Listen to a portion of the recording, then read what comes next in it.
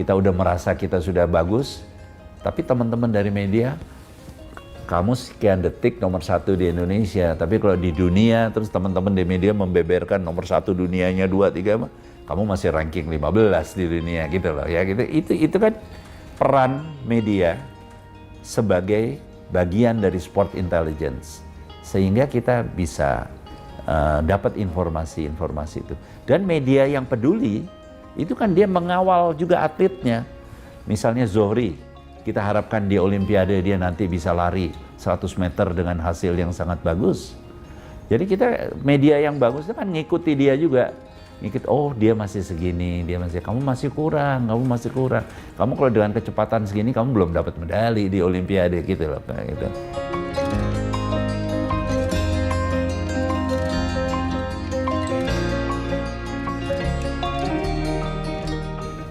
Olahraga prestasi itu harus diprioritaskan kepada cabur Olimpik. Yang Olympic sport itu harus jadi perhatian utama. Karena disitulah kita ini. Sehingga kalau kita bicara Indonesia, sejarah Indonesia di Olimpiade.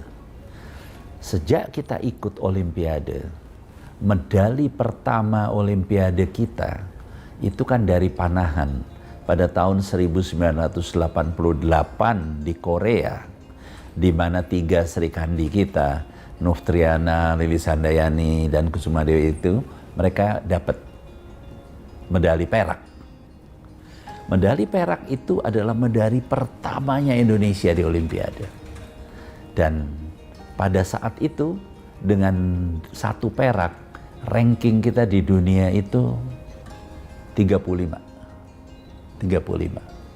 Tetapi dalam perjalanan Olimpiade itu, pada saat 1992 di Barcelona, Susi Susanti dan Alan Budi Kusuma, mereka dua-duanya dapat medali emas. Dengan 2 medali emas itu, ranking kita naik ke 24. Habis itu, Indonesia kayaknya sejarahnya cuma 1 emas. Kita belum pernah dapat 2 emas lagi. 1 emas rata-rata kita dapatnya. Sehingga kita terlempar dari itu ke posisi terakhir. Kita kemarin di Brasil ya, itu kita ranking 40-an. Nah itu kita harus bekerja keras. Memberikan atensi. Penyumbang medali Olimpiade kita kan sekarang baru bulu tangkis. Yang kedua panahan, tapi sekarang angkat besi ini sedang bagus naik. Atlet-atlet muda kita angkat besi itu luar biasa. Ada yang Windy Cantika itu, dia memecahkan rekor dunia juga. Dia juga hebat gitu loh di situ. Sehingga angkat besi ini kita harapkan juga nanti di Olimpiade Tokyo ini bisa dapat medali emas. Mudah-mudahan panahan juga bisa mencuri. Tapi yang jangan lupa, ya kita mohon bulu tangkis juga jangan terus nggak dapat gitu loh. Dia harus tetap dapat, karena selama ini tradisi emas kita tuh ada di bulu tangkis gitu loh. Dengan kita dorong panahan dengan angkat besi, bulu tangkis seperti ini. Kemudian ini kita juga belum lama kita menyaksikan betapa panjat tebing kita juga memecahkan rekor dunia.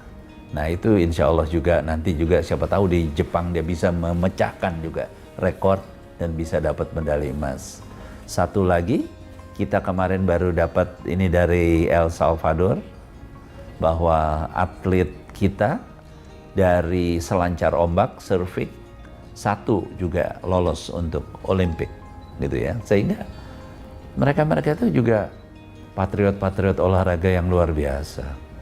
Kelihatannya kalau kita ke Bali, itu kan mereka cuma main, ternyata dia kalau keluar negeri dia bawa nama Indonesia gitu ya. Jadi harus kita support. Jadi kembali ke pertanyaan tadi Mas, kita memang harus prioritaskan cabur-cabur unggulan di Olimpiade dulu. Itu dulu prioritaskan. Tetapi bukan berarti cabur lain tidak kita angkat. Hanya nanti pasti kalau dari yang paling gampang dari anggaran yang dikeluarkan oleh Kementerian Pemuda dan Olahraga, tentunya besarnya itu besar ke atlet-atlet yang di atas. Yang dia sebut klaster 1, 2, 3, dan selanjutnya itu.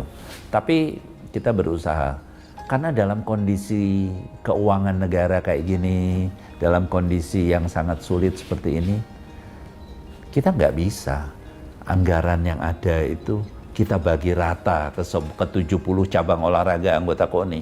Nggak bisa dong. Yang 10 paling tinggi itu pasti harus dapat prioritas anggaran yang lebih. Apalagi yang 3 besar, yang itu dia paling tinggi gitu ya.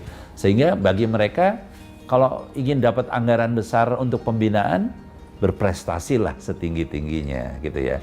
Kita akan berusaha membina, memberikan panggungnya supaya mereka bisa menunjukkan pada semua.